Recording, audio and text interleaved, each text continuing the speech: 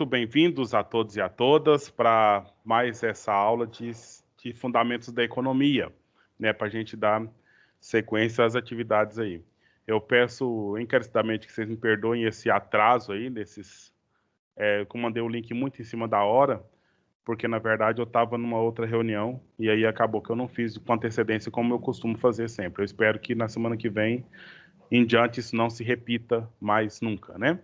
E agradeço aí já o José Victor e o Maurício que já estão com a câmera ativada, aqueles que puderem, né, e tiverem condições e quiserem ativar a câmera, eu fico muito feliz se vocês pudessem fazer isso para aumentar um pouco mais a interação entre a gente. Eu queria assim, combinar com vocês que vocês fizessem uma visita, né, àquele material que a gente trabalhou sempre na aula anterior, né? Então, nós tivemos a aula passada, a gente falou sobre uma série de assuntos, foi uma aula introdutória, mas como a gente já tinha feito a introdução na ciência política, a gente, então, pode caminhar mais, né? Caminhar mais adiante o assunto que você estava tratando ali. Então, por isso que a gente já foi logo para o conteúdo, no que diz respeito de fato, ao assunto que nós estamos trabalhando aqui, ok? Então, nós tivemos um conteúdo denso na aula passada, no qual a gente tentou mostrar o histórico ali das ideias econômicas. A minha pergunta, para falar isso aqui, para justificar uma pergunta que eu quero fazer, tem algum item daquele material lá, da aula passada, que vocês gostariam de retomar, de esclarecer um pouco melhor, de perguntar ou de dizer alguma coisa? Ou eu faço a pergunta de outra forma. Vocês tiveram cuidado de dar uma olhada no que foi passado na aula passada, na última aula que nós tivemos? Ou vocês só estão aqui agora?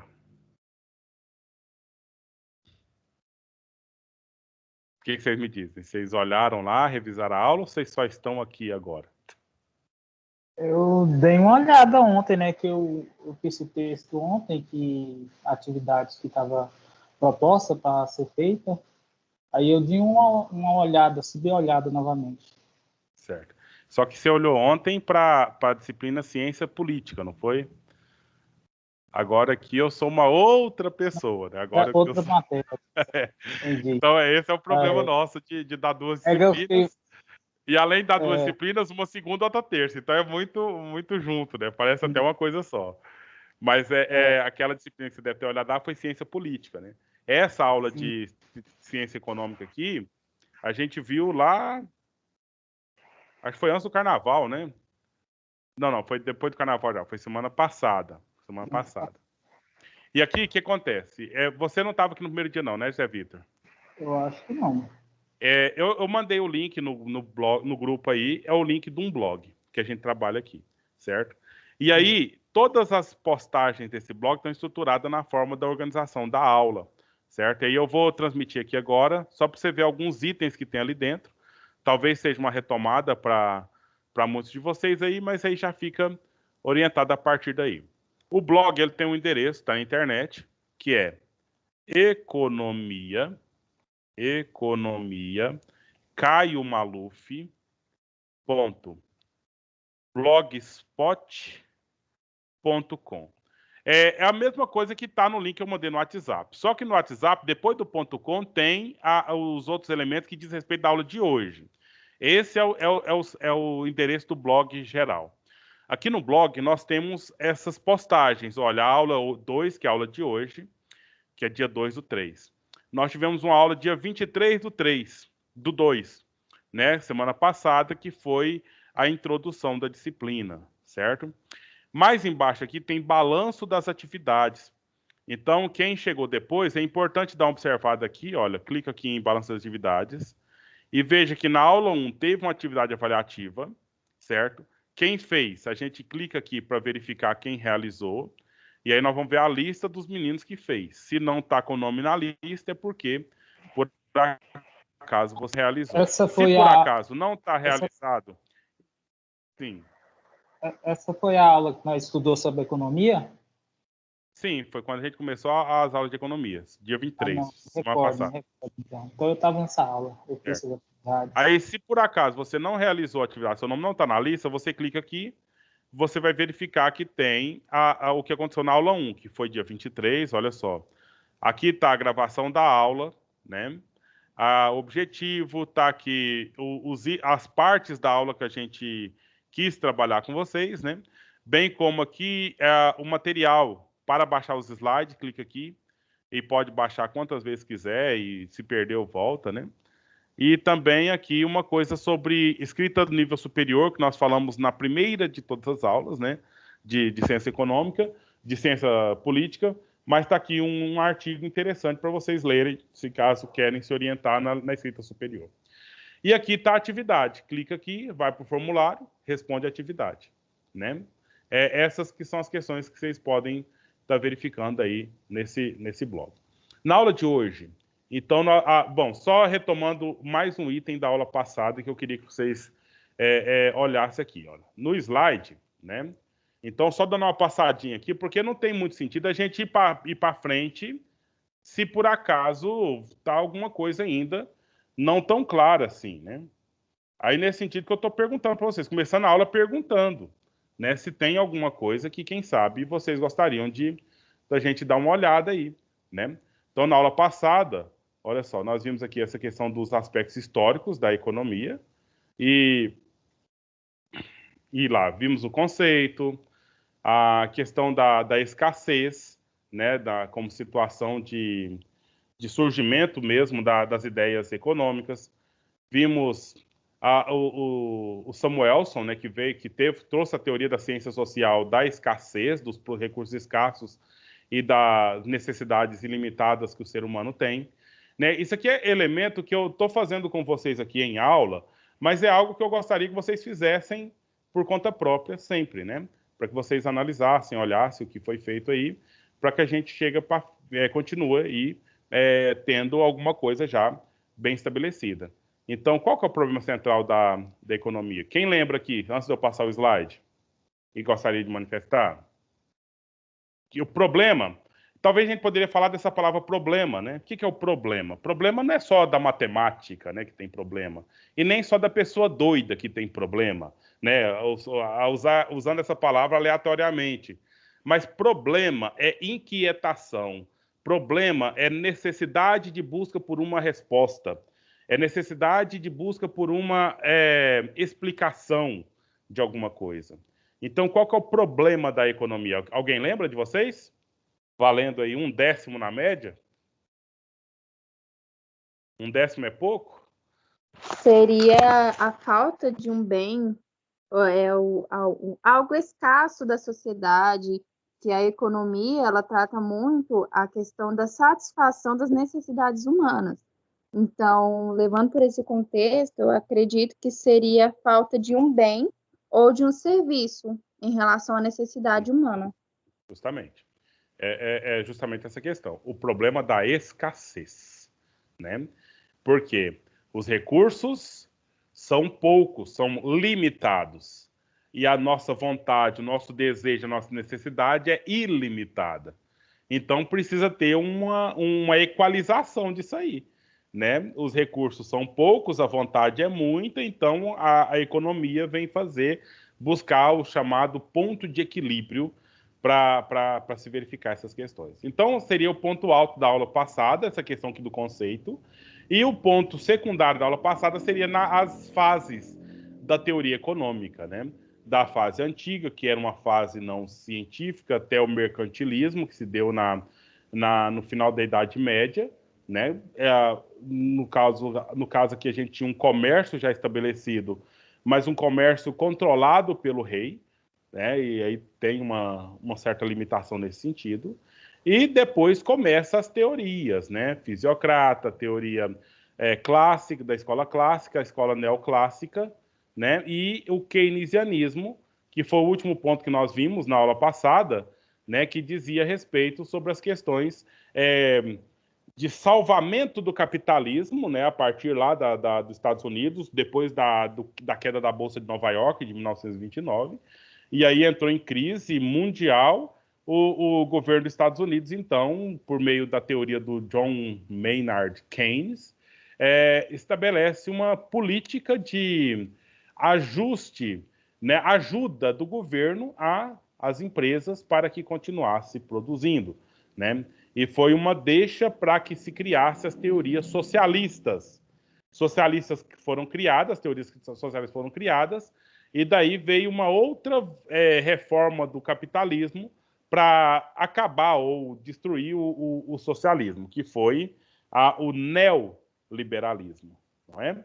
E aí a gente viu aqui a questão que se liga com o direito, né? A economia que se liga com o direito, que são elementos, são questões econômicas que têm leis que determinam as atividades e atitudes econômicas das empresas. Então, nós comentamos, foi o último item da aula passada, lei antitrust, que protege o consumidor.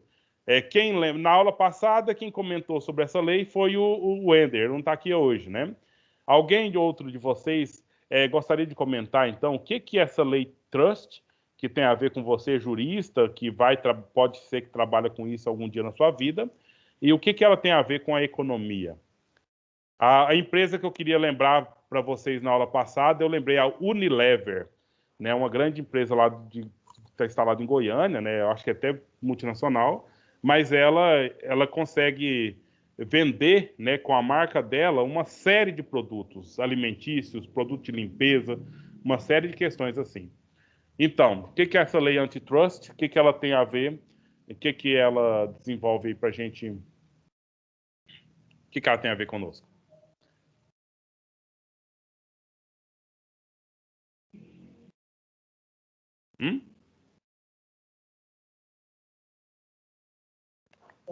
Professor, Sim.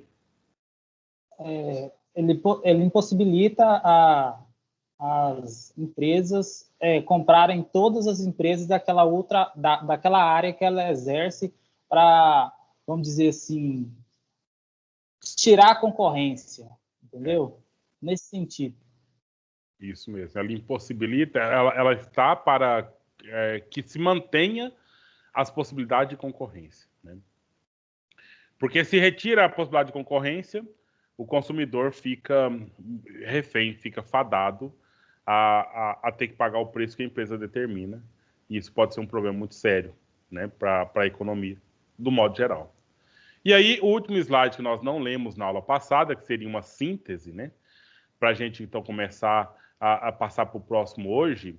Então, veja bem, nós temos a ideia de economia política, né? Então, uma economia que está... Olha, agora pensa, vamos ligar as nossas disciplinas aqui. Você está no curso de Direito. Eu sou professor de Economia e sou professor de Ciência Política, né? Então, a economia está para servir a um Estado conforme as regras do direito. Entendeu? Então, aqui nós temos um triângulo. Então, a economia é parte integrante do Estado. E o direito é um braço desse Estado também, que vai estabelecer as regras da economia. O Estado é, na verdade, o maior de todos nessa relação, não é?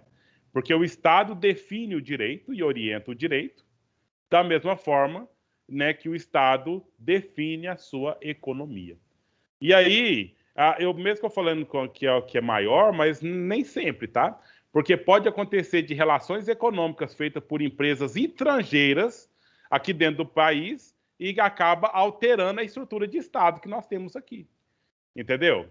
Então, talvez poderíamos até conversar um pouco sobre isso, né? Sobre essa questão. Porque o que acontece? Existem investidores internacionais. Eu estou falando de investidores, tá? Estou falando de dinheiro, estou falando de muito dinheiro, daquele que você não sabe nem onde cabe, né? Para você juntar tudo em nota de 100 aonde cabe. Então, existem investidores internacionais que querem colocar uma grande empresa aqui no Brasil. Eu estou falando de grande empresa. Aqui em Porá nós temos uma grande empresa que tem uns 70 funcionários, né? Mas eu estou falando de grande empresa que vai...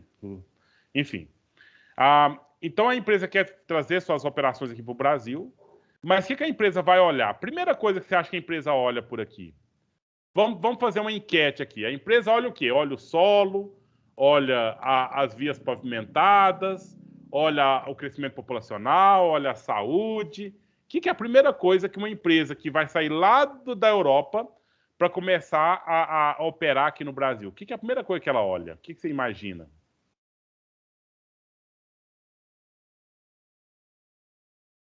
Agora é imaginação, meninos. Vocês podem falar qualquer coisa, né? Não precisa nem ficar preocupado. Do país? A economia do país é um ponto importante e sério para olhar. Mas eu acho que não é tão importante quanto o que está aqui na minha cabeça. Eu quero que vocês adivinhem o que está aqui na minha cabeça. Eu acredito que seja o crescimento populacional, que o senhor referiu aí. Porque ele precisa de ter saída, né? Para vender. Aí, se não tiver gente que compra, pessoas que compram, aí ele pode ter prejuízo, né? Mas você considera... Nós estamos falando de grande empresa internacional.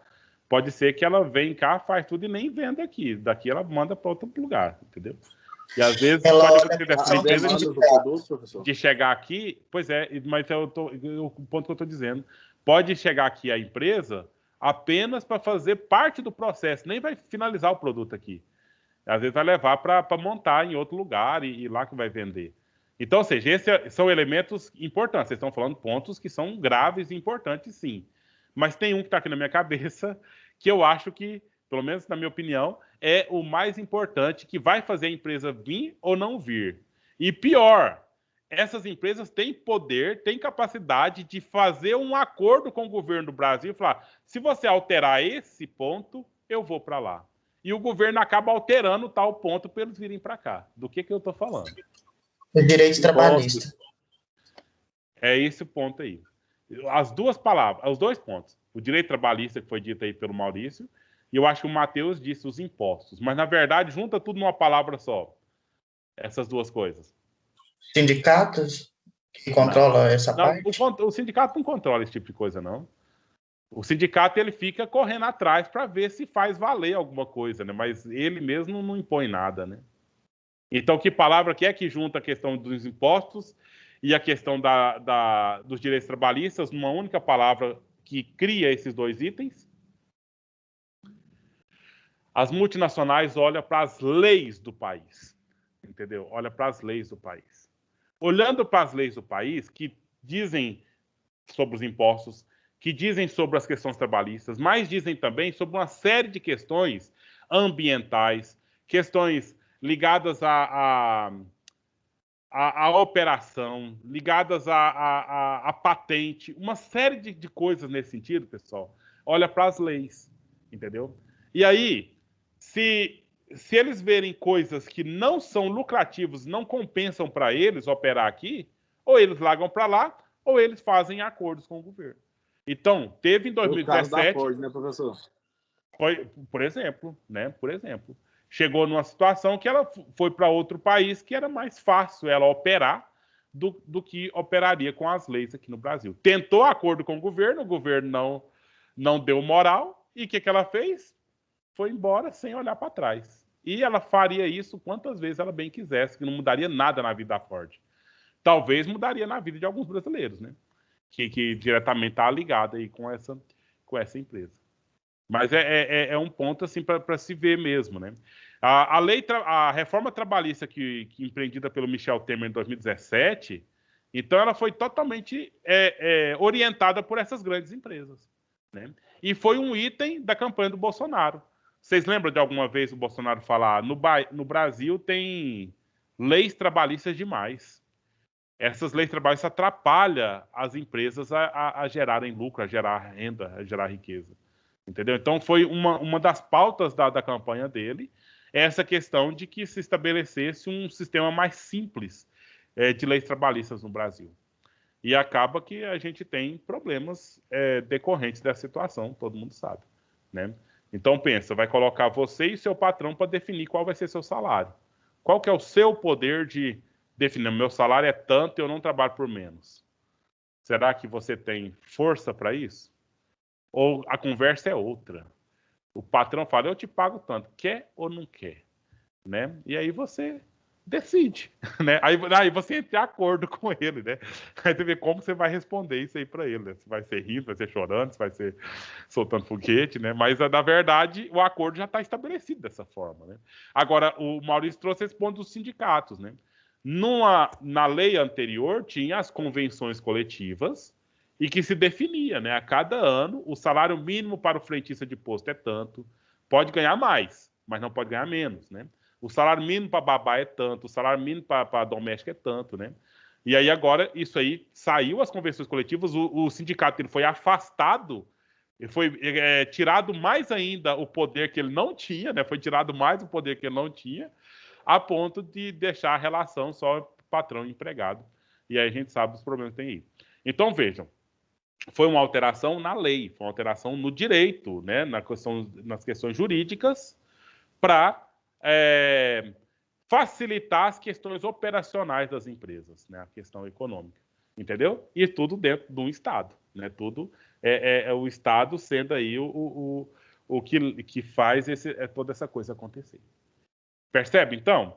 Esse que seria essa relação dessa tríade, né? Que a gente linka aqui nessa aula, do direito, da economia e do Estado. Mas, sobretudo, a gente vai, então, agora... sabendo que tem a ver, então eu só estou falando isso aqui para que vocês fiquem claro para todos nós aqui. Então tem a ver, né? Tem a ver essas disciplinas, mas aí agora não adianta, eu não tenho como ficar falando de direito o tempo todo para vocês, porque eu preciso de falar de economia, entendeu? Então o direito vai estar sendo falado para vocês durante esses 5 anos da sua vida, né? Estudando as questões do direito.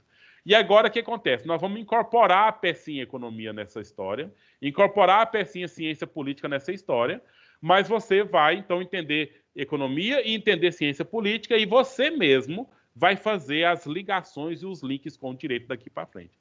Eu queria que ficasse combinado isso com vocês, né, para que vocês tenham autonomia em estudar aqui a ciência e economia, né, a fundamentos da economia, para que vocês possam, então, desempenhar essa atuação no campo do direito, no que for preciso, certo? Então, olha só, essa interdependência. Agora, eu expliquei, agora eu vou ler, tá? Eu expliquei o que está escrito aqui, agora a gente vai ler o que está aqui no slide.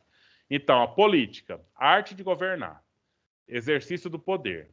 Esse poder tenta exercer domínio sobre a coisa econômica. Então, o governo, ele tenta dominar a coisa econômica. As instituições, por sua vez, né, que tem o Estado como sendo a instituição que congrega todas as demais, os grupos de dominação procuram interferir numa distribuição de renda que lhe seja conveniente, entendeu? Então, se eu tivesse um governo que falasse, eu sou do lado do trabalhador, sou do lado do pobre, será que ele falaria um dia na vida dele que no Brasil tem leis trabalhistas demais? Pensa na lógica aí do raciocínio. Agora, se eu tenho um governante do lado do rico, do empresário, tem tudo a ver ele falar que no Brasil tem leis trabalhistas demais e que esses trabalhadores são muito preguiçosos, ficam tirando licença à toa, ficam levando atestado para a empresa direto, fica tendo filho para aumentar o salário família dele, entendeu? Vocês estão vendo os discursos que são criados, né? Aí só saber do lado de qual, né, está o grupo estabelecido. Enfim. Aí as indústrias querem apropriar-se de crédito. Da onde sai o crédito? Muitas vezes sai o crédito dos bancos, né? E é estabelecido essas questões do próprio país, né, em dar os incentivos, os implementos, os suplementos, né, para que opere. Mas por que o governo, às vezes, faz esses aditivos, esses incentivos fiscais para as empresas? Porque o governo é bonzinho para a empresa? Não necessariamente. Porque na medida que nós temos, então, uma empresa operando bem, ela está gerando emprego, né? E aí acaba, então, que quando o governo dá alguma coisa para uma grande empresa, na verdade, ela está fazendo o quê? Uma forma de pulverizar o dinheiro do governo, o dinheiro do Estado, pulverizar e maximizar as condições de trabalho de mais pessoas, entendeu? Os incentivos nesse sentido aí. E aí a empresa vai pulverizar isso aí por quê? Porque ela vai somar o dinheiro que ela recebe do governo, mais o dinheiro que ela recebe das suas operações, do seu lucro, e aí ela vai garantir, então, essa operação um pouco mais adequada. Não sei se vocês lembram, em 2015, acho que em 2015 mesmo, deu uma baixa na conta de energia aqui em Goiás, no Brasil todo, né? Não sei se vocês lembram disso, mas eu pago uma energia muito cara aqui em casa. Eu tava em vias de ir lá na época era Celg ainda, né? Era Celg. Eu estava lá em vias de ir lá para fazer um procedimento de trocar meu relógio, alguma coisa assim, porque minha energia estava muito cara. Eu morava sozinho na casa e estava pagando cerca, na época, isso em 2015, cerca de 130, 150 reais de energia, né? E tinha um ar-condicionado na casa só e nem era tanto usado assim. E aí, no mês, quando eu peguei o talão para ir lá, veio 80 reais na conta. Eu falei, tá ótimo, né? Então nem precisa de reclamar e baixou o preço. Depois eu fui entender. Porque foi justamente naquele ano que foi o ano da renovação das concessões das hidrelétricas do Brasil. Entendeu? O que são essas concessões? A grande empresa que gera energia no país paga para o governo, né, o valor referente ao direito deles operarem gerando energia lá nas cachoeiras, aí, nas barragens que eles fazem. Vocês estão entendendo isso, gente? Tá claro? Então, o que é concessão? Tá entendendo, Zé Victor? Eu estou vendo aqui o Zé Victor, Maria Eduarda, o Maurício. Tá entendendo? O que é uma concessão? Ok? Dá um ok para mim? Ok. Então, aí naquele ano, que foi justamente um dos motivos para começar o processo de impeachment da Dilma, entre outros, né? Ela fez um acordo com as concessionárias de que não cobraria, a concessionária não tinha que pagar todo o valor para o governo, mas a concessionária tinha que fazer um compromisso de diminuir o valor da conta, repassar o dia que ela não pagou para o governo, repassar para o consumidor, diminuindo o preço da energia. E aconteceu, foram 6 meses mais ou menos de energia baratinha. Depois a coisa degringolou, e no ano seguinte aqui no Goiás veio a Enel, e aí a coisa aumentou 2 vezes já a tarifa, e eu que reclamava em 2015 de pagar 150, hoje eu estou pagando 300 de energia. E a minha família é o mesmo número ainda. Agora aumentou uma criança de 3 anos, né? E só nós dois aqui na casa, e está chegando 300 reais de conta de energia. Né? E não tem para onde eu reclamar, porque eu olho lá na tarifa e olho o meu consumo, é esse mesmo. Né? Eu estou pagando o tanto que eu estou gastando. Só que naquele momento lá era 30 centavos o quilowatt-hora, hoje está 80. Então, olha o que aconteceu de lá para cá. Hoje está 87 centavos o quilowatt-hora na tarifa residencial. Então, essa aqui. E agora. E aí a lei antitrust também não funcionou aqui. Né? Por quê? Porque aqui nós só temos uma única empresa que gera energia. Não tem como eu ter outra, né? Mesmo se eu colocar energia solar aqui em casa, fazer uma produção própria de energia, eu ainda sou obrigado a manter a ligação da Enel aqui e pagar uma taxa mínima de 90 reais todos os meses para a Enel, mesmo eu produzindo energia. Entendeu? Então, são essas leis, essas regras, essa organização econômica que está tudo dentro da instituição Estado, né? Da forma que se define, da forma que se estabelece. Não é? Então, se pensasse bem, né, na questão privada que somos, se eu colocar aqui energia solar, por exemplo, eu posso desligar meu padrão da Enel lá e pronto. Não vou pagar nem um centavo para a Enel, eu estou gerando energia. Né? Mas não é bem assim que funciona, por conta das regras das operações. E aí, isso é o quê, gente? A lei, né, você vai estudar, e está estudando mais do que eu essa questão, a lei é para proteger todos. Então, a Enel, para operar e funcionar, gerar emprego e tudo mais, ela tem que ter lei que preserve a também, que a proteja. De modo que, mesmo eu tendo energia própria aqui em casa, eu tenho que manter o pagamento para a Enel, porque ela tem uma freguesia que ela tem direito de continuar tendo, né? A menos que eu corte tudo mesmo, que eu tire até o padrão. Aí, beleza, desliga a minha casa. Mas enquanto eu estou participando dessa rede aí, eu tenho que ter tem que fazer esse pagamento, né? Esse pagamento dessa fatura. Então, beleza, isso aqui foi o que a gente viu, terminando o que a gente começou na aula passada. Agora a gente podia continuar, né, com aquilo que nós temos para a aula de hoje. E nessa aula de hoje eu quero introduzir um outro assunto, né, um outro ponto dentro dessa questão aí, que é a renda e o produto nacional, né? O conceito de renda e produto nacional.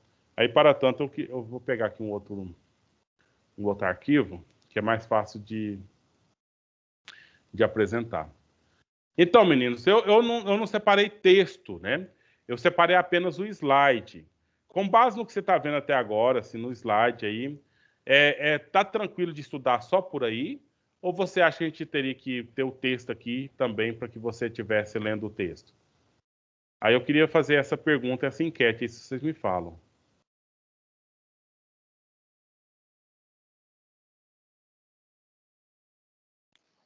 Para mim, Professor, até o momento, tá bom. Só o slide. Eu creio que só o slide está ótimo, mas o texto seria mais um apoio para o aluno, né? Uhum. exato, eu ia falar a mesma coisa. O texto ele ajuda bastante, porque o slide está mais aquela questão resumida, as partes mais importantes. Já no texto já tem o contexto inteiro, entendeu? Uhum. Pelo menos é o que eu acho, é a minha opinião. Tá certo. O slide, eu tenho o texto, e na leitura do texto eu vou fazendo o slide, né? Então é claro que é uma segunda mão, né? É a leitura da minha leitura, na verdade. Então eu vou fazer esse. Talvez os que já passou eu não faço, porque já está da forma que está aí, mas os próximos, então, eu faço o compromisso com vocês de colocar o slide. O texto também, junto com o slide lá, como material de apoio, para vocês seguirem. Beleza, então vamos olhar para esses pontos aqui agora, né? E aí eu que vocês então se manifestem quando achar que precisa, tá? A gente vai olhar aqui sobre, por exemplo, aqui os agentes econômicos, né? Então, a pergunta é: quem age na economia? Quem que participa, né? Quem que estabelece as questões aí que tem alguma função na economia? Quem são esses agentes? Nós temos uma relação estabelecida entre produtores. Temos a relação estabelecida entre produtores e consumidores, uma relação entre o governo e as empresas, uma relação entre o mercado de bens e o mercado monetário. Como que é isso aqui? Alguém conseguiu ler o que está aqui? E o que isso quer dizer? Eu queria que vocês, assim, usassem a imaginação e a criatividade para ir falando. Eu estou lendo uma coisa aqui, na aula de economia, e eu estou entendendo isso. Eu queria que vocês me falassem essas questões para a gente poder fazer essa aula passar de palestra para uma discussão, para um debate aqui, quem sabe. Entendeu? Então, essa relação, como é que é isso aqui? Como que você leu essas relações aqui?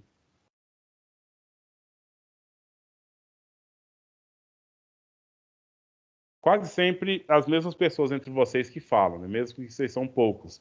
Mas poderia falar alguma coisa que vocês estão lendo aqui, gente? Como é que se dá essa relação entre produtor e consumidor? Essa relação em governo e empresa? Produtor, aquele que está produzindo, que vai ser a mão de obra primária, depois vai para a secundária, que é a indústria, e depois chega nos consumidores. É assim que eu entendi, de produtores para consumidores. Justamente.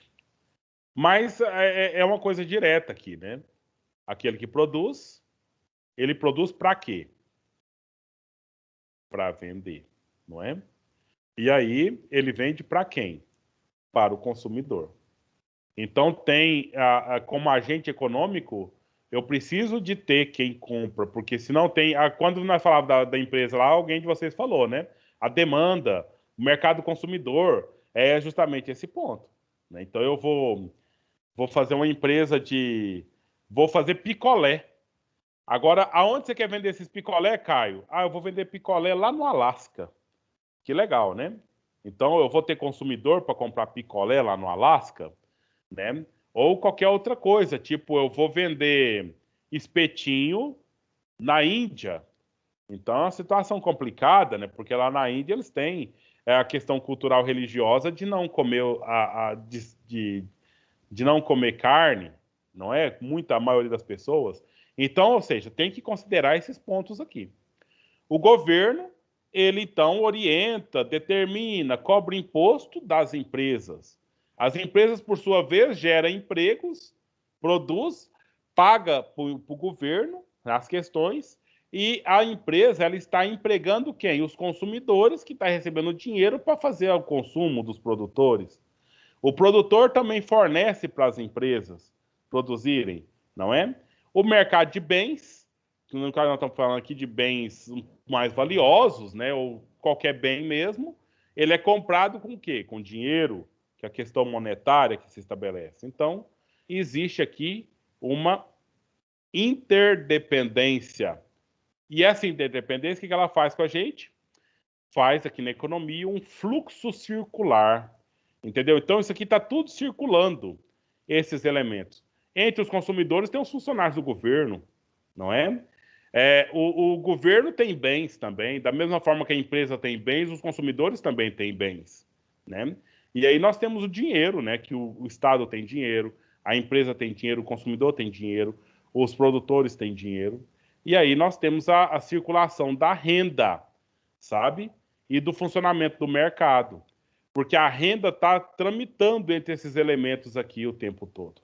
Nesse fluxo, né? Fluxo circular. E o que está circulando?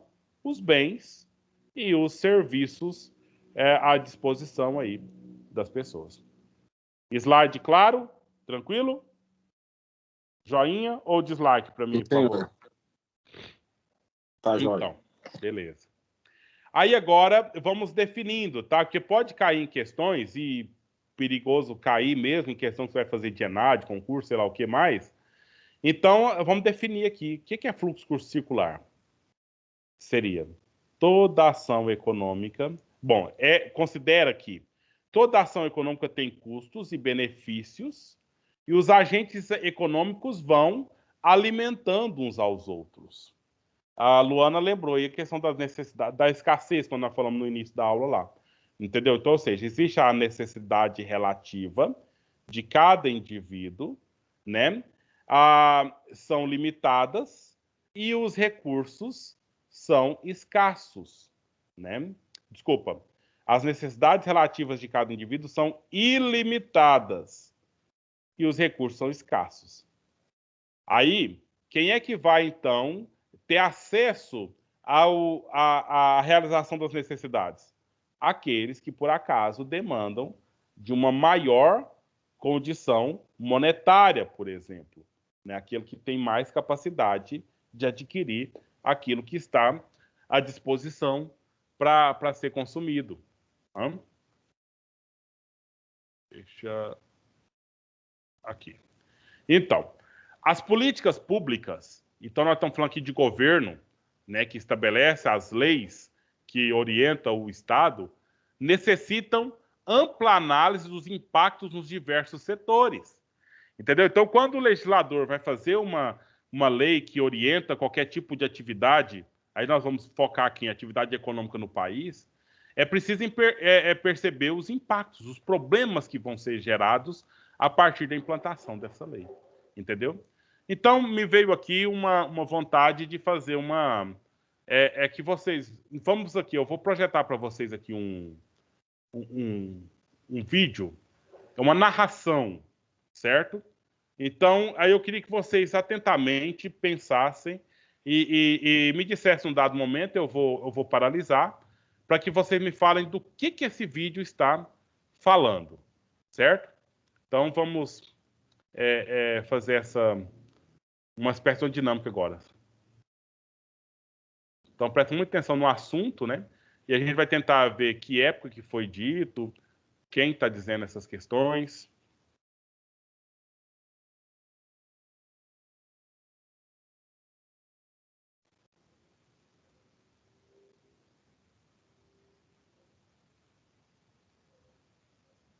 Deixa eu achar aqui para ir direto para vocês lá. Tá aqui.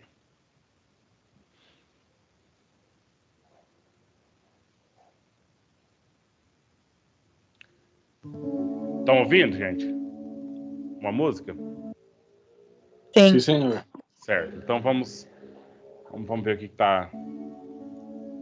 A narrativa aqui tem Ontem à algumas imagens. noite, eu estava lendo a respeito dos bate-bocas entre deputados e senadores. Foram enormes as discussões a respeito de qual ação tomar em relação a essa questão. Em um caso como esses, a ação do governo federal é determinante. De um lado, diziam que era inaceitável que se deixasse as coisas, entre aspas, na normalidade, como estavam. Que muitas pessoas inocentes iriam pagar com a vida se o governo tomasse a decisão errada. Que em todo o resto do mundo já se havia tomado as providências adequadas, só no Brasil que não. Do outro lado, alguns argumentavam que era necessário manter as coisas dentro da normalidade. Sendo sincero, eu não dei muita bola para o que dizia o primeiro grupo. Para mim, a ideia que eles defendem de que não dá para preservar as coisas na normalidade é correta e até mesmo óbvia. O que eu não entendia era que tipo de argumento as pessoas do segundo grupo estavam tentando trazer. Então, como para mim parece quase inimaginável que alguém defenda o que eles estavam defendendo, eu parei para ler com atenção os seus argumentos. Eu vou resumir aqui, da forma mais honesta que eu puder, os argumentos de 4 pessoas, que me parecem suficientes para entender, grosso modo, o que estava sendo dito. O José disse que manter essas pessoas trabalhando é rude, mas é o que prevê a lei e é o que é necessário para o progresso. Nas palavras dele, esse trabalho é o embrião da família e do Estado. Ele disse que os investidores que colocaram muito dinheiro em empreendimentos que dependem desse trabalho seria uma extorsão, um desonroso abuso de confiança cortá-lo. O João Maurício disse que temos que pensar nos direitos adquiridos e nos inconvenientes futuros. Nas palavras dele, retirar essa força de trabalho seria arriscadíssimo para a ordem social e econômica da nação. E também que esse tipo de trabalho é o único trabalho organizado em quase todo o país e que não podia ser tão rápida e subitamente suprimido. O Manuel também defendeu o lado dos que têm muitos investimentos. Ele disse que fazer com que mesmo as pessoas com mais de 60 anos não precisem trabalhar é um atentado contra o direito da propriedade, uma restrição arbitrária e odiosa da propriedade, que deve ser garantida e respeitada. O Manuel falou isso. O Paulino disse que, se esse trabalho parasse, seria necessário indenizar os donos dos empreendimentos. Nas palavras dele, a medida é antieconômica porque desorganiza o trabalho, dando aos trabalhadores uma condição nova. Ele disse que a economia do país estava precisando dos resultados do trabalho desse ano, inclusive para compensar o déficit que tivemos nos anos anteriores. Nas palavras dele, se a medida for tomada, ela vai comprometer a organização, da qual depende principalmente a efetividade do trabalho e, com ela, a produção da riqueza. Precisamos pensar na estabilidade. Eu acho que dá para... Do que esse pessoal... esse narrador... Alguém conhece esse vídeo? Já viu esse vídeo inteiro alguma vez? Ninguém. Eu nunca tinha visto. Certo. Do que ele está falando? O que você acha? Que assunto é esse? Que esses sujeitos estão falando? Que ele está narrando, né? Claro que ele está narrando do jeito que ele está querendo colocar uma ênfase em algum ponto aí. Mas é claro, está falando de uma questão econômica, está falando de uma decisão, de uma alteração que vai ocorrer, que pode ocorrer, mas aí tem a questão econômica, que tem que olhar para todos os lados, os grandes investidores, a questão aí do trabalho. Está falando de quê, gente? Imaginar. O que vocês imaginam?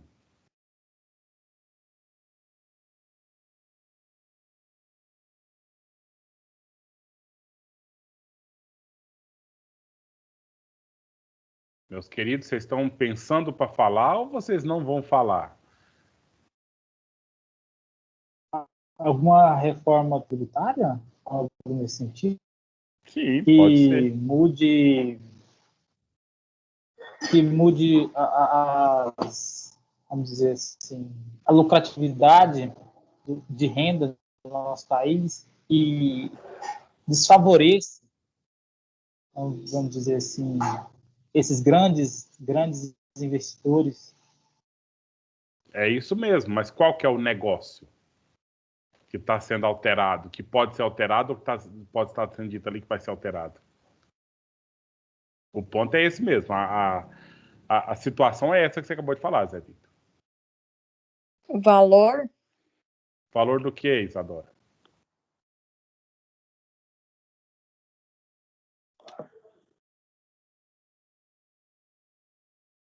O valor do salário, por exemplo? Pode ser. Então, é uma coisa bem mais grave do que eu acho que vocês estão imaginando. Essa alteração que estão discutindo ali. A mão de obra? Tá falando sobre a mão de obra. Mas o que, Maurício, você acha que tá falando da mão de obra aí? De acabar com o serviço manual. Você tá muito próximo da situação. Mas tá quente. Vamos chegar mais próximo aí. O que você acha, Maria Eduarda, desse assunto aí? O que eles estão falando? E tá dentro do que eles falaram aí. Valor, mão de obra, né?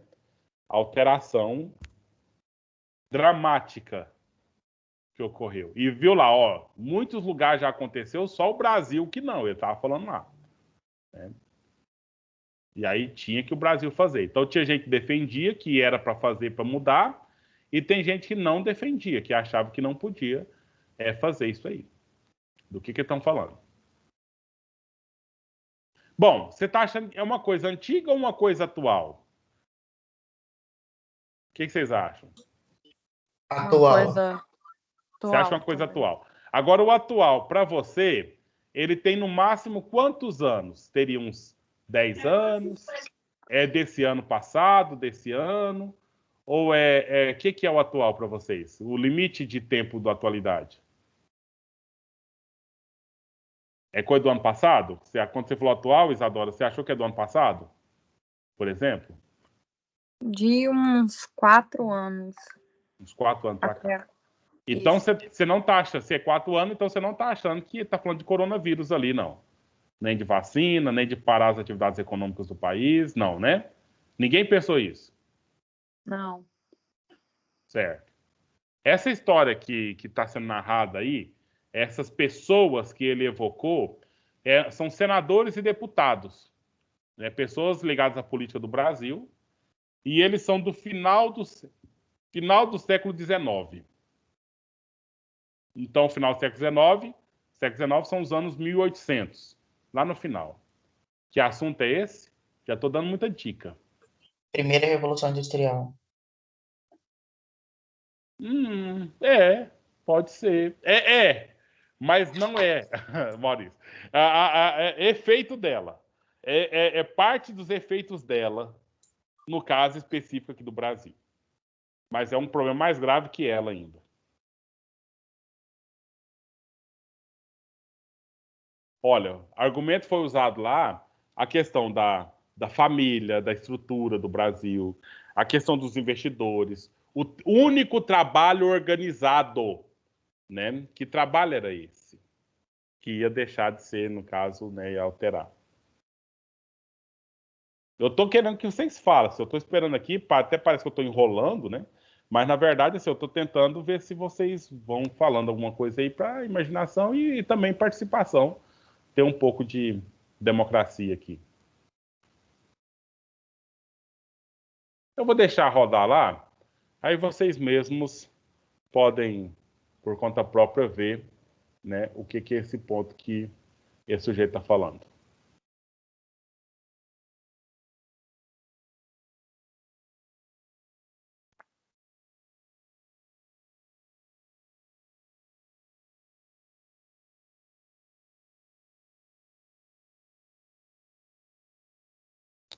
Então, na verdade, não foi com áudio, né?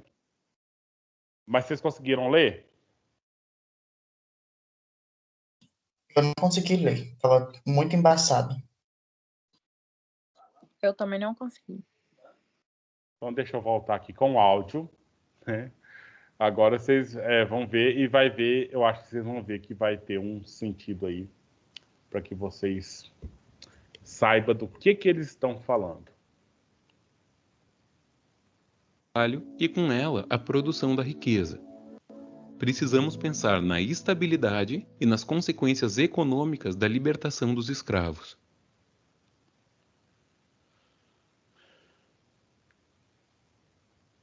Caso você... Então, deu sentido para aquilo que nós estávamos vendo e viu até agora? O áudio deu uma travada, eu só entendi a última palavra, escravo. Então, toda aquela discussão foi acerca da libertação dos escravos. Então, havia um grupo que queria que a abolição ocorresse aqui no Brasil, porque era uma ideia liberal, uma ideia moderna, porque não tinha mais sentido, em lugar nenhum no mundo já tinha abolido a escravatura por lá, e aqui no Brasil ainda mantínhamos trabalho escravo. E tinha grupo que estava contra, né, entendendo que ia entrar em falência aqui no país. Então, o ponto que eu falei para você, Maurício, tinha a ver com a Revolução Industrial, por quê? Porque foi mecanizando a Europa, foi sobrando mão de obra precária lá, de pessoas só mexer com a enxada mesmo, principalmente na Europa Oriental. Essas pessoas vieram para cá para arrendar as terras aqui e produzir nessas terras e trabalhar nas terras. Aí foi sobrando o negro escravizado, não precisava mais do serviço dele assim. Entendeu? Então, ou seja, circulava melhor a economia dessa forma do que mantendo o trabalho escravo. E por conta do racismo e do preconceito, não iam pagar salário para negro e nem ia arrendar terra para negro escravizado. Né? Então, é melhor largar esse povo para lá. E aí, como a gente assim, vê na história que a princesa Isabel libertou os escravos? Não, foi um ato do governo. Foi discutido, foi aprovado no Senado da época para que ela pudesse, então, assinar. Ela simplesmente assinou o documento que o governo, que é deputados e senadores, definiram naquele momento lá. Entendeu? Então, a situação um pouco dessa forma para a gente verificar. Justamente o ponto que nós estamos lendo nesse slide, né? Que tem a ver com a questão aí de que existem impactos. Toda decisão que é feita de lei federal, estadual, municipal, essa discussão que nós estamos vendo aqui agora, você já escutou aí falando sobre o ICMS? O presidente lançando desafio para os governadores retirar o ICMS da gasolina, do petróleo, né? Do etanol, do diesel que está na bomba lá para a gente comprar, e aí ele retirava os impostos federais, né? Então, causa impactos, né? O ICMS, que é o imposto estadual, você sabe aqui no Brasil quanto é o ICMS? Aqui no Goiás, o ICMS? Porque cada estado tem o seu valor. Quem sabe o valor do ICMS aqui em Goiás? Meninos, isso é questão de atualização, tá? É bom a gente saber porque a gente está pagando. Até uma balinha que você compra, você está pagando ICMS em cima dela. Né? Porque ICMS é o quê? Quem sabe a sigla, pelo menos? Do ICMS. Tá bom, nós estamos no lugar de aprender mesmo. Imposto sobre a circulação... Se eu não me engano... Ah, pode falar, Isadora. Não, pode falar. Vai? Eu posso corrigir ou enfatizar. É aquela tabela de alíquotas, né? Alíquota, sim, que tem um percentual que você paga de imposto. E esse imposto ICMS é um imposto estadual. O dinheiro vai para o governo do estado, que é imposto sobre a circulação de mercadorias e serviços. Entendeu? É o ICMS. A prefeitura tem um imposto também, que é o ISS, que é o Imposto sobre Serviços.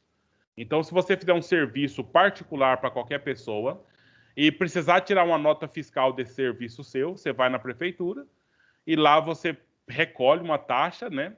Uma taxa referente ao percentual do valor dos serviços que você cobrou, e aí você emite a nota fiscal para a pessoa e a prefeitura ela fica com o valor do imposto que você pagou para ela, então, operar, né? Fazer as coisas aí.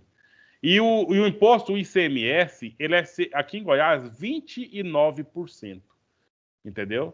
Então, tudo que você compra, se você comprar uma coisa de R$10, saiba que R$2,90 daquele valor volta para o governo. Entendeu? E aí tem toda uma questão de redistribuição desse valor, porque o que acontece? Se, por exemplo, eu fabriquei esse copo, né? E aí, para mim fabricar esse copo, eu comprei a matéria-prima. Aí, essa matéria-prima, que se eu comprei ela no mercado por aí, o fabricante dessa matéria-prima, ele pagou o ICMS sobre ela, entendeu? E aí, ele está me vendendo esse material, e aí eu tenho aqui, na hora de eu vender esse copo, eu também vou recolher o ICMS, né? Eu vou pagar ICMS para o Estado por ter comprado essa matéria-prima. Aí você lá no mercado, você paga, você é a última pessoa a comprar o copo. Você paga o ICMS e depois, de alguma forma, esse ICMS vai retornando. O ICMS que eu paguei na compra da matéria-prima, o ICMS que a indústria pagou fazendo alguma coisa, acaba retornando, porque, na verdade, quem vai pagar vai ser só você que vai pegar o copo na prateleira do supermercado. Aí é o último que paga. E depois esse negócio retorna na questão do fisco, na operação das empresas. Certo? Mas nós estamos falando todo esse assunto aqui simplesmente para perceber que, seja lá qualquer atitude que as políticas públicas tomarem, essas atitudes vão afetar, né, vão trazer impactos em vários setores. E por isso que precisa ser calculado. Lá no legislador, nós temos as câmaras de Constituição e Justiça e nós temos a Câmara de Economia, né? Economia e questão fiscal, que aí eles vão analisar os projetos de lei direitinho para que não se coloque nenhuma lei que seja inconstitucional, claro, né, na Constituição de Justiça, mas também que não traga um impacto negativo para a atividade do país, certo? E aí, a população, por sua vez, precisa ter mais benefícios do que custo, né, para continuar a vivência aí. E quem controla essas questões todas é o Estado, é o direito, é a economia. Se vocês não falam nada, a gente avança, tá? Então, o que acontece? Definindo esse fluxo circular da atividade econômica, né, nós vamos perceber que esse fluxo ocorre com os agentes econômicos, né? Nós temos a questão, os bens, tem que corrigir isso aqui, os serviços, os fatores de produção transacionados em dinheiro. Aí a gente retorna lá no primeiro slide, né? No segundo slide, nós temos aqui os produtores, os consumidores, os bens, o governo, a empresa, o mercado monetário, que são esses agentes, né? Que é tudo aquilo que nós temos aí à nossa disposição, que se torna dinheiro para a gente comprar ou para a gente, então, fazer as nossas operações. Beleza? Fala um ok para mim, por favor. Ok. Ok. Fazer igual os pastores. Eu ouvi um amém, né, para fazer uma interação aqui. Então, veja bem, esses agentes econômicos, vamos falar de cada um deles, um slide para cada um, tá? As empresas. Então, quem são as empresas? São as pessoas jurídicas, entendeu? Então, eu e você somos CPFs, né? Somos pessoas físicas. Nós representamos a nós mesmos. Agora, quando a gente parte para um conglomerado aí de pessoas, nós temos uma pessoa jurídica, que representa, então, uma empresa representada por uma pessoa jurídica. Então, são questões maiores, que são unidades econômicas de produção básica, empresas, certo? O que elas fazem? Compram fatores de produção, olha o produtor aqui, que está vendendo esses fatores para ela, para a indústria, para a empresa, etc. Elas contratam mão de obra, ou seja, aqui os consumidores sendo empregados aqui, e elas produzem os bens e serviços para serem comprados.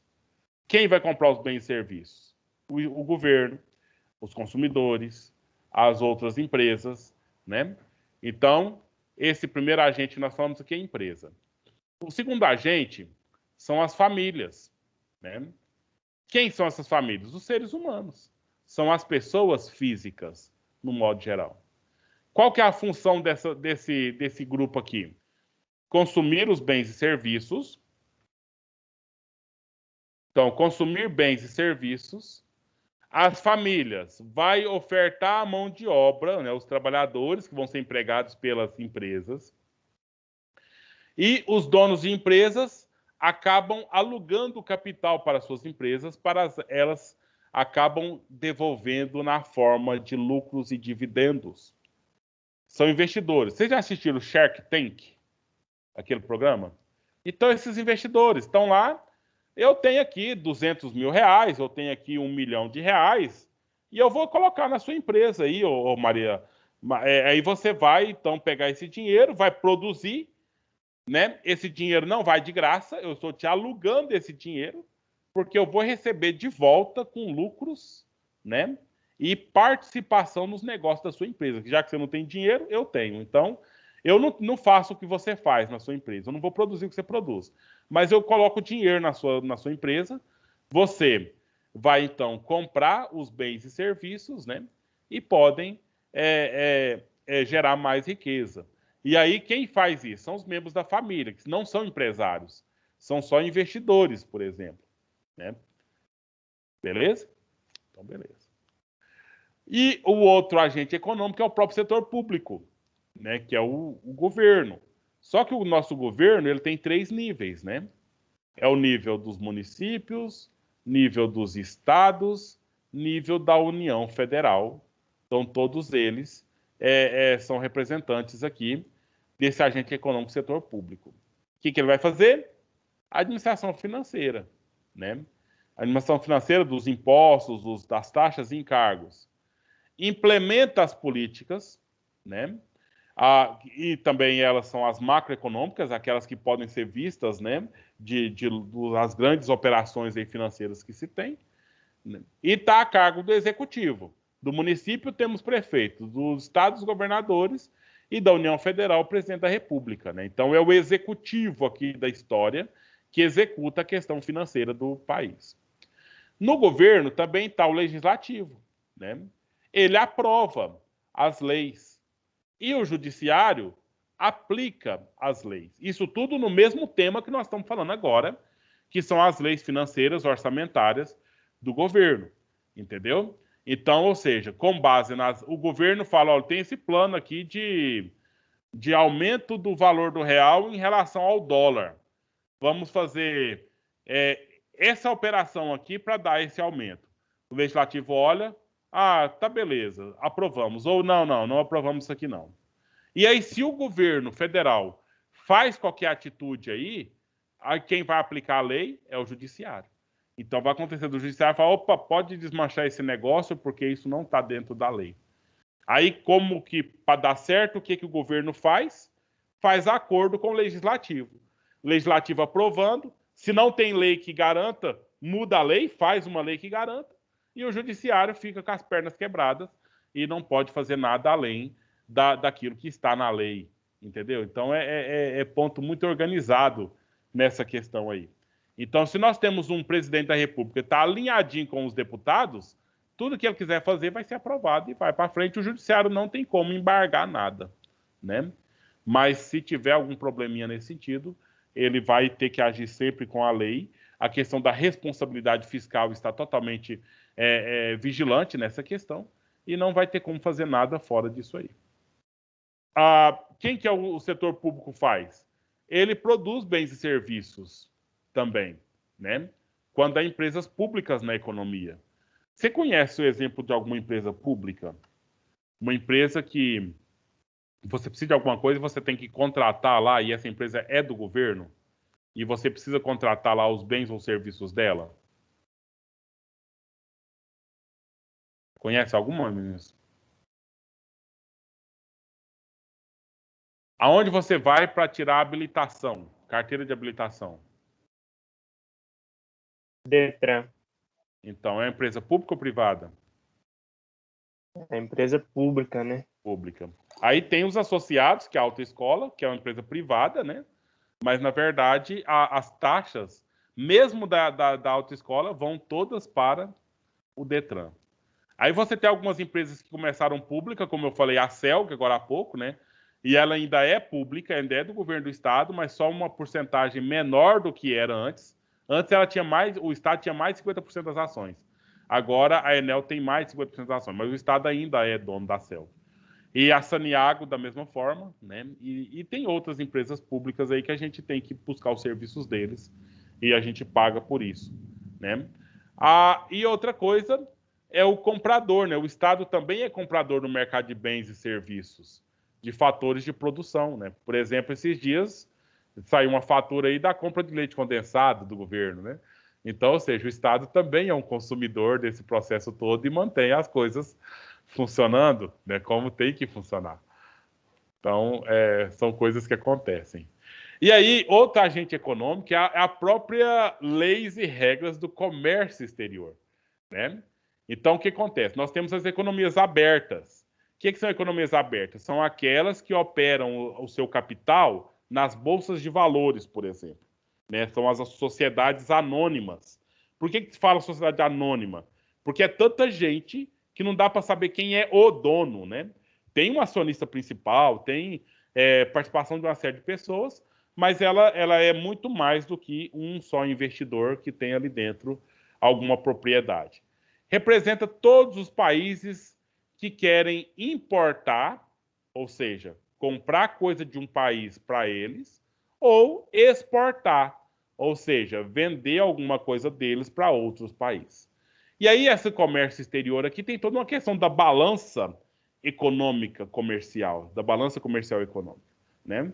Então, se o país exporta, vamos pôr, a minha mão de cá é exportação, a mão de cá é importação. Então, eu vou pôr essa mão aqui para empurrar as coisas aqui, para pegar as coisas aqui. Então, se eu estou exportando mais do que importando, então eu tenho uma balança comercial positiva. Está entrando mais dinheiro aqui no país e eu estou gastando menos dinheiro. Uma outra forma era ser equilibrada. Ou seja, eu compro na mesma medida que eu vendo.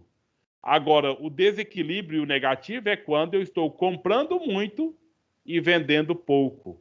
Aí o desequilíbrio negativo.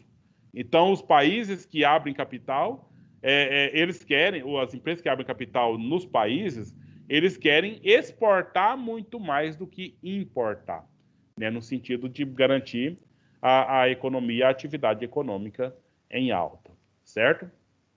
E aí, essas políticas comerciais entre as nações promovem o escoamento da produção, né? Mas isso acaba gerando concorrência para os produtores internos. Olha o problema que ocorreu há pouco tempo no preço do arroz, né? O preço da soja, há muito tempo já é problema para a gente aqui, porque toda a soja produzida aqui no Brasil, acaba que a parte boa mesmo vai embora, né? Aqui fica o substrato que faz o óleo de soja, e mesmo assim você vê no mercado esses dias aí o esse aí a quase R$10 aquela garrafa de 900 ml, né? Então, coisa que... enfim, esse mercado internacional reflete na prateleira do mercado. Então, não sei se vocês viram esses dias, o meu computador estragou a tela e eu precisei de uma webcam, né? Então, webcam que a gente comprava de R$50, R$100. Eu fui na loja de componentes ali, a webcam, ele falou, tem essa aqui, a mais barata, R$500. Por R$500 eu compro um netbook, gente. Aí uma webcam, um componente... Aí, com o dólar, os valores dos eletrônicos, no modo geral, né? Com essa decorrência da pandemia, o dólar aumentando, todos esses elementos aumentaram o preço terrivelmente, né?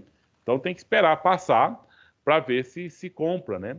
Então, dentro desse processo aí de escoamento da produção, e aí acaba que essa concorrência gerada faz com que o próprio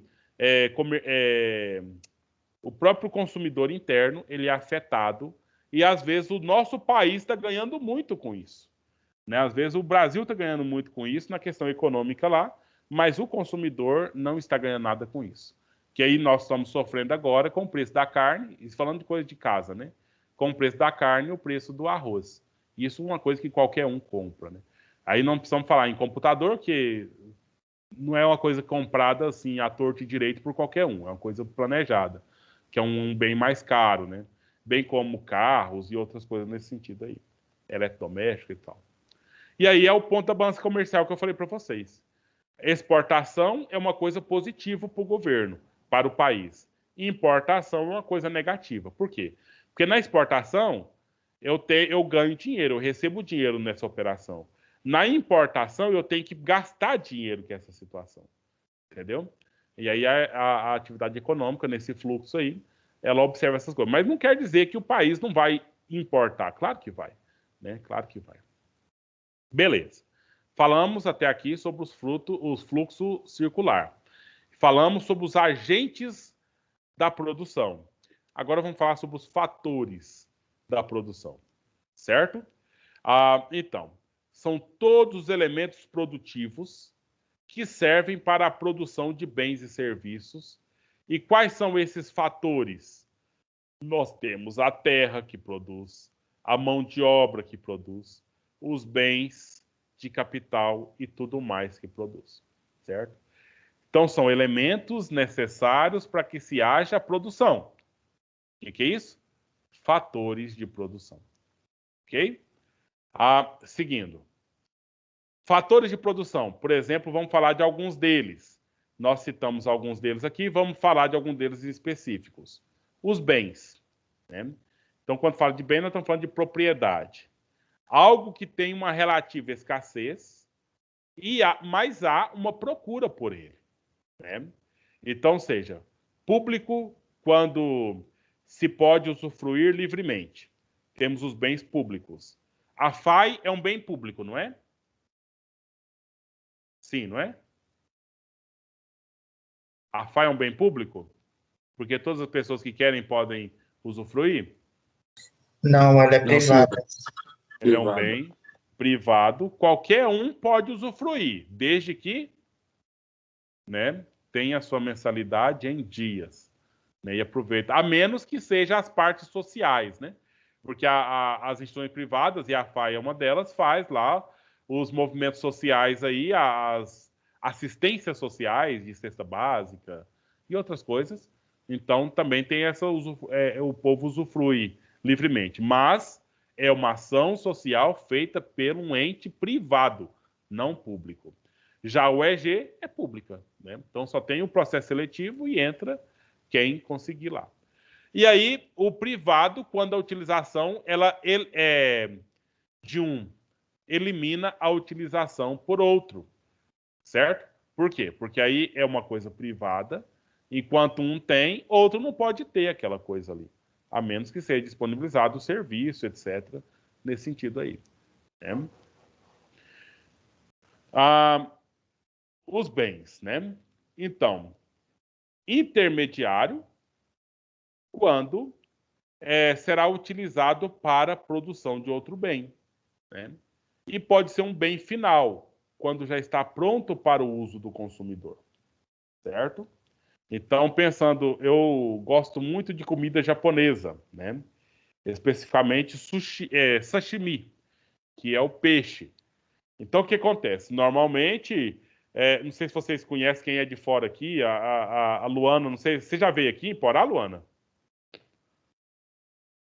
Eu fui apenas para fazer minha matrícula na FAI.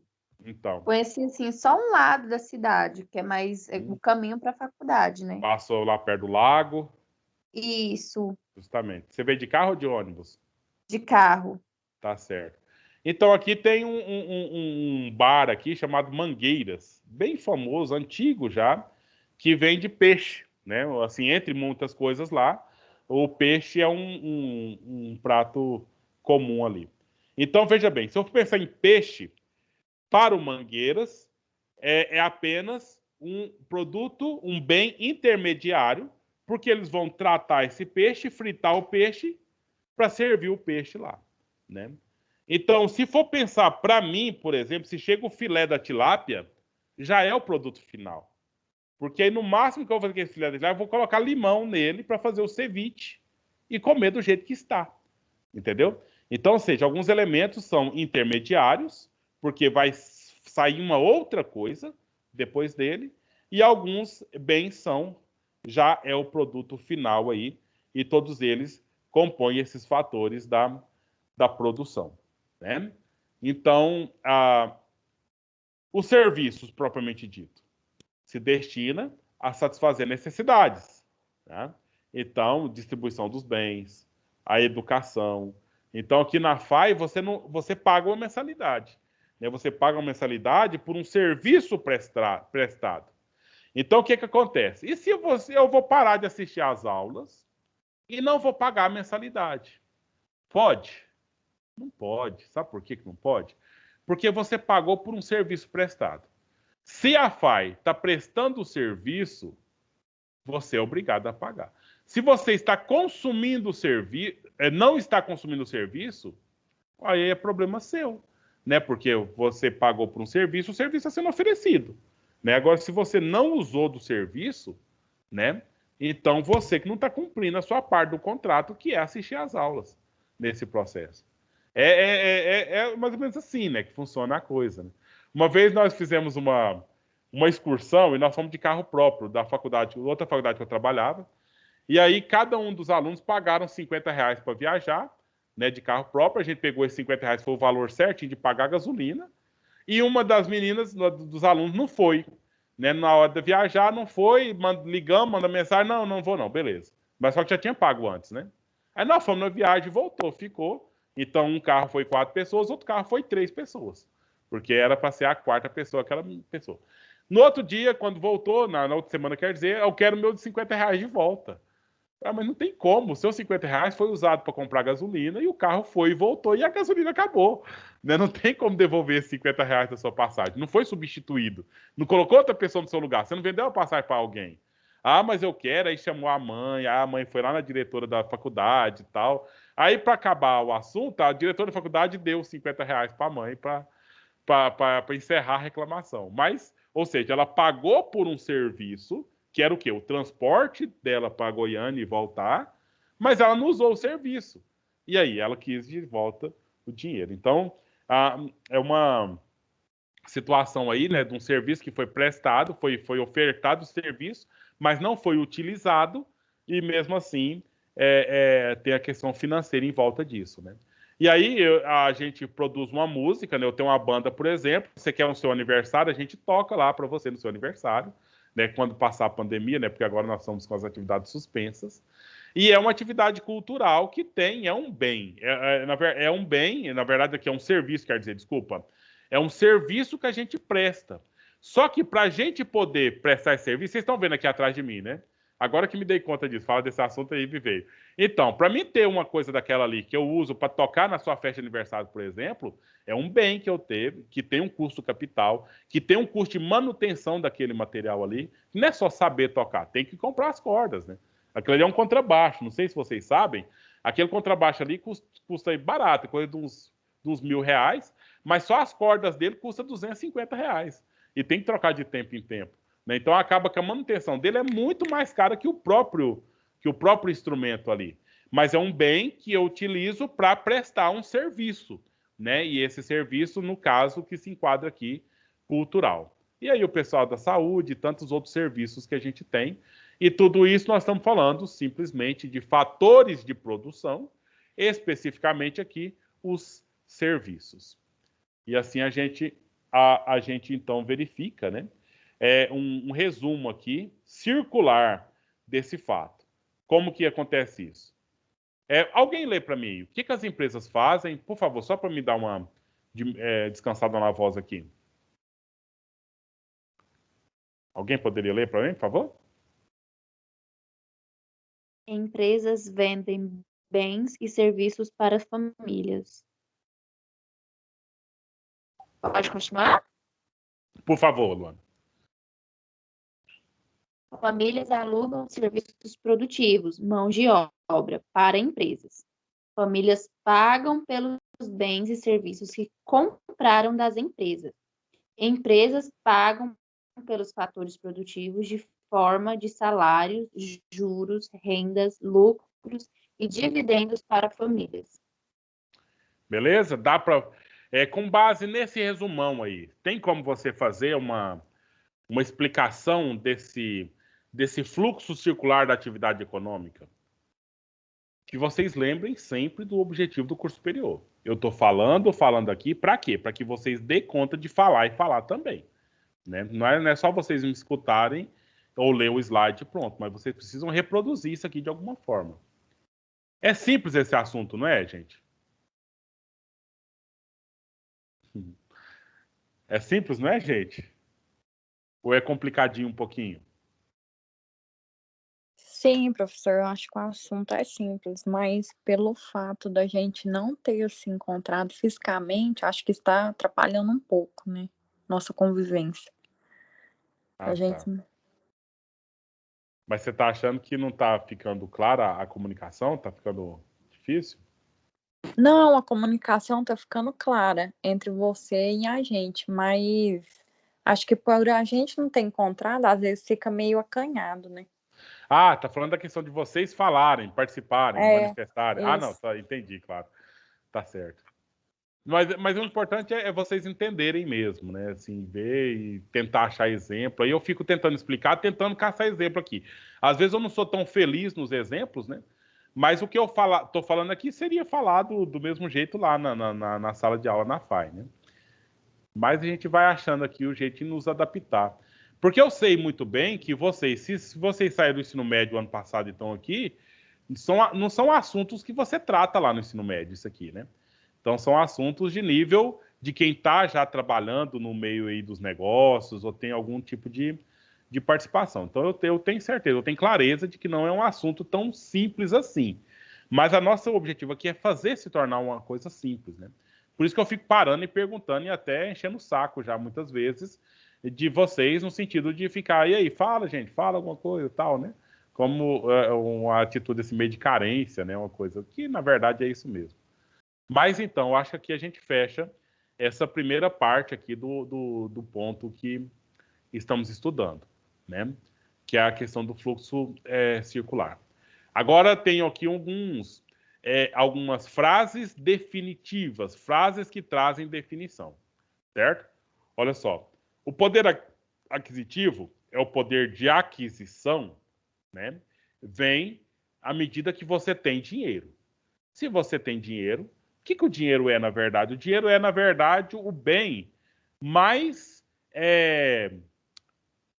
A palavra que. Quando você quer vender uma empresa, né?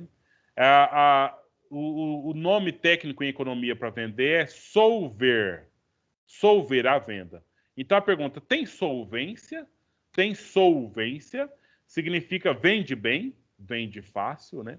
Então, entre todos os bens que eu posso ter, suponha que eu tenha aqui uma empresa e eu faço na minha empresa vendo espetinho, né? E aí pergunta, qual que é o espetinho que você vende mais? Ah, eu vendo mais o de carne com bacon, né? O de frango com bacon. O segundo é o de carne de vaca. O terceiro é de linguiça, né? Então, beleza. O que tem mais solvência é o de frango com bacon. Com esse espetinho, eu vou gerar renda. Mas de tudo que eu tenho, o que vende mais fácil? De tudo que eu tenho, o que eu posso ter, o que vende mais fácil? No fato de vender mais fácil, o que eu posso utilizar para mim fazer uma troca muito fácil que qualquer um aceita? Então eu vou levar lá no outro lugar, não, eu tenho aqui esses espetinhos de frango, eu te entrego eles e eu quero um controle remoto no lugar, né? É fácil eu fazer um negócio desse? Não, não é fácil. Mas se eu tenho dinheiro no bolso, e ter dinheiro no bolso é a mesma coisa que ter espetinho de carne, espetinho de frango, ter linguiça, de ter esse copo, de ter esse computador, de ter dinheiro no bolso, é a mesma coisa. Só que o dinheiro é um dos itens que qualquer um quer. Entendeu? Se eu chegar em qualquer empresa e trocar dinheiro por qualquer coisa da empresa, a empresa vai me vender. Entendeu? Então, é esse ponto aqui que o dinheiro traz esse poder aquisitivo, que pode ser em espécie, o dinheiro na carteira, ou um dinheiro escritural. É o dinheiro que está lá na sua conta no banco ou na sua conta de investimento. Certo? Então, ou seja, todos os meses eu recebo meu salário, recebo na conta. Vocês acreditam? Não sei como é que é a vida de vocês, mas eu não saco nem R$1 no banco. Sabe? Passa meses, eu não tenho que sacar nem R$1. Como é que a gente faz? Agora é moda, é Pix, né? Ou pagamento da fatura do cartão. Aí eu uso o cartão para fazer a compra, chega o dinheiro escritural, um dinheiro que eu não sei, não peguei nesse dinheiro, e simplesmente eu vou pulverizando esse dinheiro aonde eu devo, né? Para quem eu devo. Então, ou seja, o dinheiro em espécie para mim acaba sendo uma coisa atual e inútil, porque eu estou usando apenas o dinheiro escritural que é o dinheiro que está lá no saldo, ele está lá num valor e ele vai cair naquele valor até que acaba tudo, né? E eu fico devendo para outro mês e assim vai, né? E aí fica só nessa questão escritural. Beleza, né? Então, o poder aquisitivo vem do dinheiro, que pode ser espécie ou escritural. Se houver dinheiro sem produção, pode-se gerar uma inflação.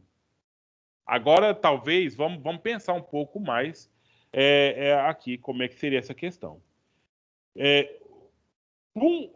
Pensa bem, gente. Você imagina quanto dinheiro tem no Brasil circulando aí? Qual que é o volume de dinheiro?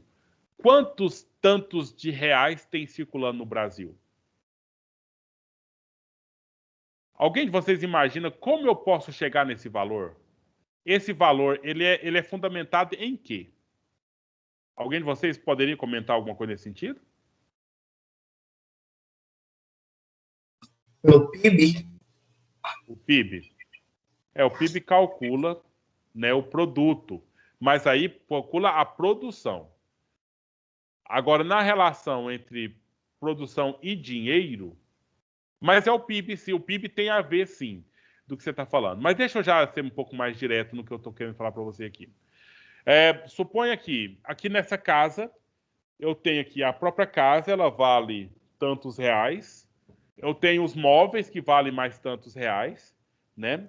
Tem o veículo na garagem que vale tantos reais, beleza. Então, calcula-se qual que é o patrimônio aqui nessa casa. Agora eu quero saber quanto que é o patrimônio da casa do vizinho, do outro vizinho, o patrimônio de todas as casas, empresas e tudo que tem construído em Porá e o patrimônio de todo o Brasil. Você está entendendo, gente? Então, agora a resposta para a minha pergunta inicial. O dinheiro que está circulando no Brasil é o dinheiro suficiente para comprar todas as coisas do Brasil. Só dizer isso basta, meninos? Dá para entender?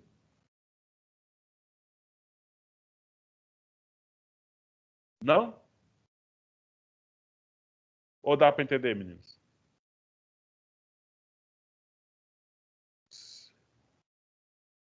Pode falar, Carlos. Eu não entendi, professor.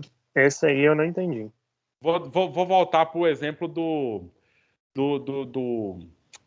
da conta no banco, do cheque ou do cartão de débito, tá? Não é o cartão de crédito, o de débito. Você tem lá um dinheiro na conta, né? E aí você tem um cartão e você vai fazendo compras por aí, né? A pergunta é, quanto vale o seu cartão? Ou quanto vale a sua folha de cheque? Me responde a pergunta direta que eu fiz aí. Você tem um saldo na conta, né? E aí eu pergunto... Vale o que você tem, né? Vale o que você tem na conta. A sua folha de cheque, ela só é possível você preencher no valor que está lá na sua conta. Porque senão ela não vai valer nada. Ela vai chegar lá no banco, o banco não vai pagar o seu cheque e ela não serviu para nada ali. Da mesma forma o cartão. Você vai passar na máquina lá da empresa e se você passou um valor acima do saldo que você tem, vai ser recusada a sua compra ali e beleza. Então a ideia é essa. Tudo que nós temos de propriedade no Brasil, eu estou falando de tudo, de casa, carro, moto, bicicleta, tudo, prédio, empresa, aí tudo isso tem um preço. Todas as casas têm um preço, todos os carros têm um preço, entendeu? E aí o PIB, quando eu falei que o PIB não tinha muito a ver, porque o PIB é produtos novos, tá? É produtos produzidos no país naquele ano, entendeu? Então os produtos velhos, as revendas de carro, essas coisas assim, não entra no PIB, no cálculo do PIB. Então o que acontece? Desses itens todos que tem no Brasil, tem um preço. E aí o Brasil, ele imprime papel moeda, dinheiro em espécie, né, tal, que seja, ou escritural, que seja suficiente para comprar todo o Brasil. Carlos, aí você que falou que não entendeu, eu tenho certeza que outras pessoas também não tinham entendido, falando um pouco mais desse jeito, facilitou, entendeu ou ainda não? Se ainda não, posso ser sincero, fala que não, que aí a gente tenta achar outra coisa. Eu não tinha entendido e agora eu entendi. Certo. E aí, Carlos? Facilitou sim, facilitou, eu entendi. Beleza. Então, a questão é um pouco isso, certo? Agora, o que acontece? Nós temos o valor do país, que está não no dinheiro, mas em quê? Quando pergunta o que custa o Brasil, nós não estamos falando do dinheiro que está circulando aqui. Nós estamos falando de quê? Por favor, alguém? Quando vai se perguntar o valor do Brasil ou de qualquer país, nós estamos falando dos prédios que tem aqui, dos carros que tem aqui, de todos os bens que tem aqui no país, e ainda entra um outro elemento que é invariável, que não dá para falar o valor, que é o nosso capital humano. Porque se nós tivermos gente aqui que é capaz de produzir a vacina do coronavírus, vai fazer nosso país mais rico, né? Porque aí nós temos capacidade de produzir um item que o mundo quer, né? O mundo todo quer. Se nós temos gente mais formada na área tecnológica, o nosso país se torna mais rico, porque aí ele tem mais capacidade de produzir mais bens tecnológicos que o mundo todo quer. Tá dando para entender, meninos? O que enriquece o país? Então, se por acaso não. Por isso que o país. Fala, Isadora. Não, foi sem querer, professor. Por isso que não se investe muito em questões tipo assistência social. Para que dar bolsa para uma pessoa fazer assistência social? Né? O que isso vai gerar de riqueza para o país? Agora, eu vou dar bolsa para o cara fazer medicina. Fazendo medicina, ele pode, então, gerar para o país um monte de coisa. Tá vendo o preconceito e como que se estabelece essas ideias? Mas, saindo da divagação aqui, voltando para o ponto que nós temos aqui. O que gera inflação? Inflação. É a inflação. Nós temos muito dinheiro circulando no país, mas nós não temos bens materiais que sustentem esse país. Só dizer isso basta ou tem que explicar melhor, meninos? Explica melhor para mim, professor. Beleza. Então, ou seja, eu tenho aí uma propriedade. Nós estamos falando de bens de país, nós estamos falando de bens de pessoas, né, Matheus? É bens de país. Então, ou seja, tem tantos reais circulando no país. Só que aqui, no país, tem apenas um bem que eu posso comprar com a metade desse dinheiro que está circulando aí. Entendeu? Agora, como tem muito dinheiro, o que eu vou fazer? Esse bem vai custar muito dinheiro. Ele vai custar muito dinheiro. Não, agora entendi. Certo? Isso o que aconteceu? Uma inflação. Inflou o valor do bem. Mas não é uma coisa real, entendeu? Porque aqui dentro tá certinho. Agora, se outro país vir aqui para comprar o que o Brasil tem, ele fala, isso aí com essa moedinha eu posso comprar do meu dinheiro, do dinheiro do outro país. E o dinheiro aqui, ele perde o seu valor, porque não tem bens que sustentam. A gente verifica essas coisas assim nesses países de guerra, né? Ou em alguns países, eu assisto uns filmes de narco aí, umas séries, aí na América Central, umas cidades toda, sabe, não tem estética, não tem assim uma coisa organizada, não tem uma coisa bonita. Ou seja, vale pouco aquilo ali, né? As casas não têm reboco, né? Então tudo mal feito, assim, mal acabado. Então, ou seja, são locais que a questão econômica era totalmente precária. E aí as coisas não têm o valor que tem. Diferente de você for em Dubai. Então parece, pelo que a gente vê, eu nunca fui em Dubai, mas parece que lá não tem favela, parece que lá não tem rua que não tem asfalto, né? Lá parece que é tudo chique, tudo belo, tudo bonito. Então, se eu perguntar qual país é mais caro, eu estou falando no sentido de ir lá e comprar tudo que tem lá dentro. Dubai ou Brasil? Né? É claro que Dubai é muito mais caro que o Brasil. Né? Os Estados Unidos é muito mais caro que o Brasil. Com o valor que você compraria os Estados Unidos, talvez você compraria toda a América do Sul. Né? Por quê? Porque o que tem lá dentro é mais valioso que o que tem aqui na América do Sul. E aí a gente vê esses pontos, que é o preço do que se produz lá, preço das condições que eles têm, né? E dentro do próprio país a gente pode verificar a questão da inflação, quando você está produzindo pouco. Tem dinheiro no país, mas não tem bens no país. Bens valiosos, né, para serem vendidos. E ocorre também quando está tudo precário, está tudo destruído, né? Aí o dinheiro vai ficando... Porque uma coisa assim, falando desse assunto, né, gente? Tem crise, nós estamos em crise. Mas tem dinheiro, né? Tem muita gente aí que essa crise não afetou em nada. Talvez foi o contrário, fez a pessoa enriquecer com a crise da pandemia do coronavírus. Só que tem muita gente que está bem pior do que quando começou. Certo? Então faz o seguinte, gente. Aqui agora a gente teria que começar no outro item do slide, que é o mercado real. Na próxima aula a gente vai retomar esse assunto, certo? E aí eu vou incluir lá o pedido que fizeram, que é do texto. Eu vou incluir o texto e a gente segue esse slide. Vocês viram aqui, tem ainda muitas páginas, muitos slides aqui, que a gente vai falando a metade. Nós chegamos na metade dele hoje. Aí na aula que vem a gente complementa. Mas a atividade que está para hoje, lá, é uma atividade que já dá para ser feita, certo? Então nós temos aí uns 18 minutos, 17 minutos.